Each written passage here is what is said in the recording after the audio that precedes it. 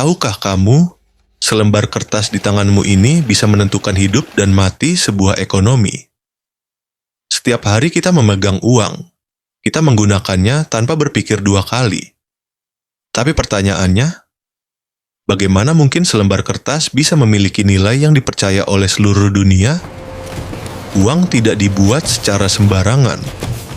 Prosesnya diawasi ketat, penuh teknologi rahasia, dan dirancang agar nyaris mustahil dipalsukan. Dari kertas yang terbuat dari 75% kapas, 25% linen, serat rami, tinta yang berubah warna, hingga mesin presisi tinggi yang mencetak detail sekecil rambut manusia.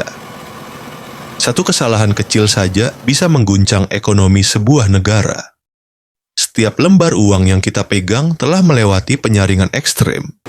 Banyak yang gagal, dihancurkan, dan tidak pernah beredar.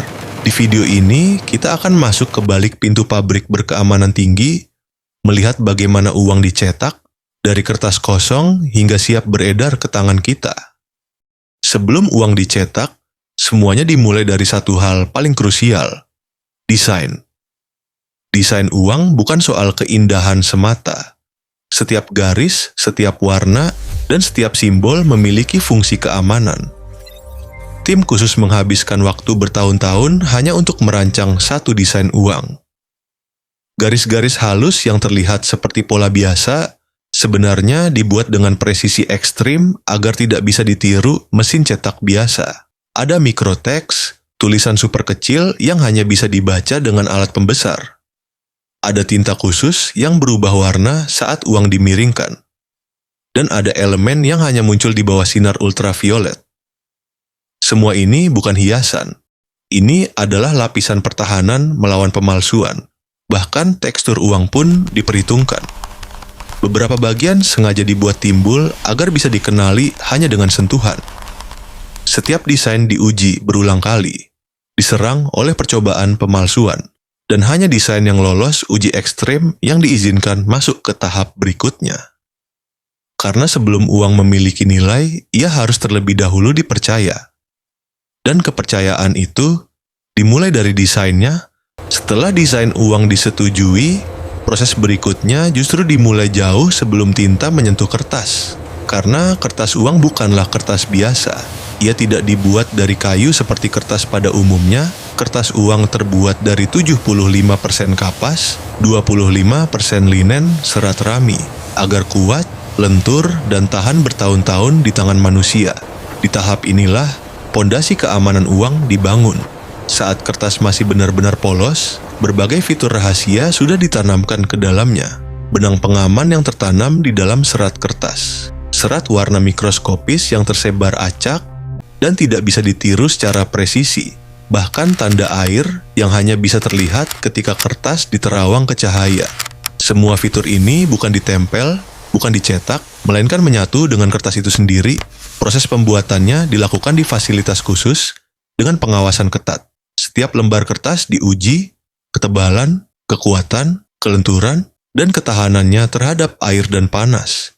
Kertas yang gagal uji tidak akan pernah menjadi uang, karena bagi sebuah mata uang, kekuatan dan keaslian tidak dimulai dari cetakan, tetapi dari kertasnya. Dan setelah kertas khusus ini siap, barulah uang masuk ke tahap paling menegangkan, proses pencetakan. Setelah kertas uang khusus siap, proses paling krusial pun dimulai, pencetakan uang. Ini bukan mesin cetak biasa. Mesin-mesin ini bekerja dengan presisi ekstrem dan diawasi setiap detiknya. Proses pencetakan dilakukan secara bertahap, tidak sekaligus. Tahap pertama adalah offset printing. Disinilah warna dasar dan pola kompleks dicetak. Garis-garis halus yang terlihat seperti dekorasi sebenarnya adalah pengaman visual yang nyaris mustahil ditiru. Setelah itu, uang masuk ke tahap paling ikonik, intaglio printing. Teknik ini menekan tinta ke dalam kertas dengan tekanan sangat tinggi. Hasilnya adalah cetakan timbul yang bisa dirasakan dengan ujung jari. Inilah alasan mengapa uang terasa kasar di bagian tertentu. Setiap garis timbul ini bukan hanya memberi tekstur, tetapi juga menambah lapisan keamanan. Selanjutnya, fitur-fitur khusus ditambahkan. Nomor seri unik, tinta yang berubah warna, dan elemen rahasia lainnya. Setiap lembar uang memiliki identitasnya sendiri. Selama proses ini, sensor dan kamera terus memeriksa hasil cetakan. Uang yang tidak sempurna langsung dipisahkan, tidak diperbaiki, tidak ditoleransi. Karena dalam dunia mata uang, kesempurnaan bukan pilihan.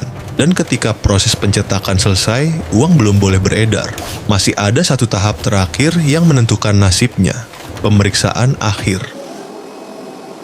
Setelah proses pencetakan selesai, perjalanan uang belum berakhir. Justru di tahap inilah, nasib setiap lembar uang ditentukan, pemeriksaan akhir.